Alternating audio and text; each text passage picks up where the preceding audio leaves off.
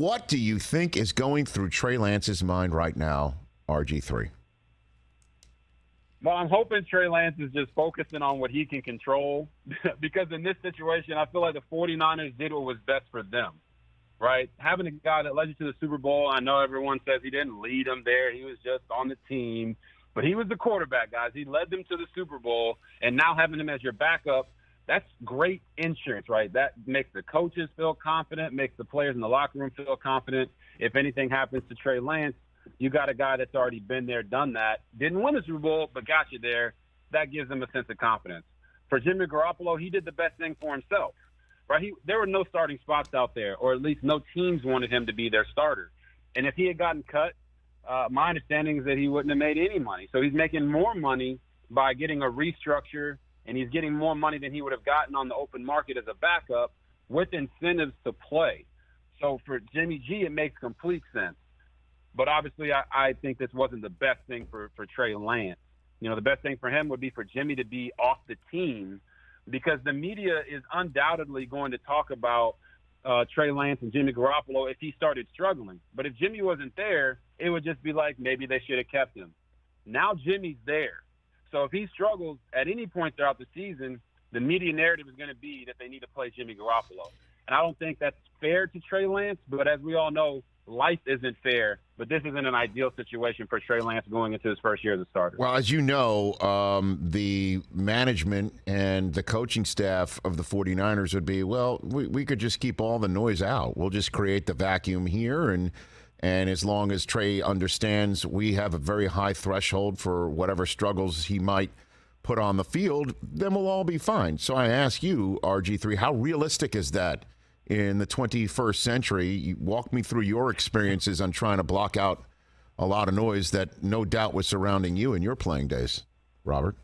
Yeah, I mean, I think as a coach or a GM, it's your job to say those things because you're just trying to let your quarterback know that you got his back. You're trying to let your locker room know, like, this is the way we're doing things.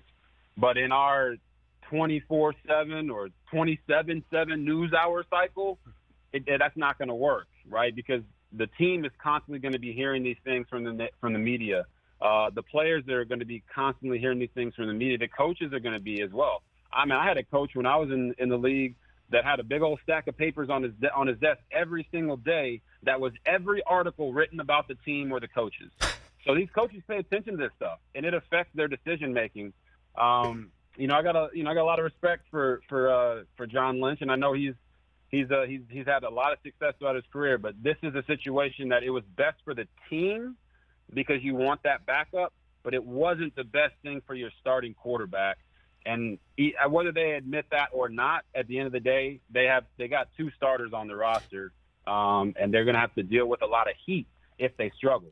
I don't think Trey Lance will have catastrophic struggles, but he's going to have a game or two where it's just not the prettiest thing in the world because he's going through some growing pains.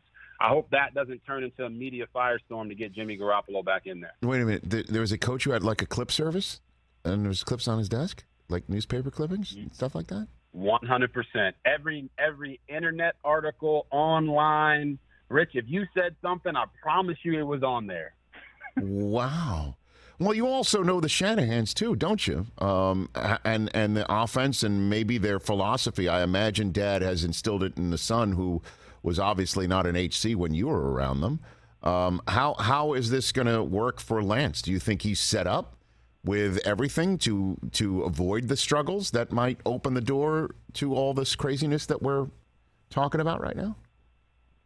Yeah, actually, I've listened to what Kyle Shanahan had to say over the past couple months, and I think he's done the best job he can to let Trey Lance and the team and the media know that this is Trey's team. So when you look at it that way and you look at the weapons that they have on the offensive side of the ball, I do think Trey Lance is set up to succeed. You know, to me, I think he'll have the biggest jump of all the second-year players. When you have a guy like George Kittle, who's on a Hall of Fame track, and you got Deebo Samuel, probably one of the most versatile offensive weapons in the league, that puts you in a great spot. Then you look at his protection. Yes, they lost some guys up front, but his left tackle is Trent Williams. And he was my teammate in Washington, and that guy, he calls himself a silverback. Yeah. He's the kind of guy you want going to the club with you because he's going to protect you at all costs. He is a dominant football player, and I just look at what they did last year, leading the league in yards per play with Jimmy Garoppolo making the right decisions. Now you bring in Trey Lance, and he's going to give you a couple 20, 30-yard runs per game that's going to blow up your offense even more, and he's got the arm strength to stretch the field. So I do see that there will be some games or some moments where he struggles, but I think he is set up offensively and defensively. They got a top-5 defense. They might have the best defense in the league.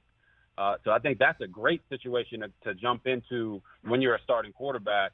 The roster that he has around him is 10 times better than any roster I ever had in my career when I was playing the quarterback position. So I don't feel sorry for him there, but he is young. He hasn't played in a really long time or significant snaps in a really long time. So this is going to be a true first experience for him. He's basically a rookie.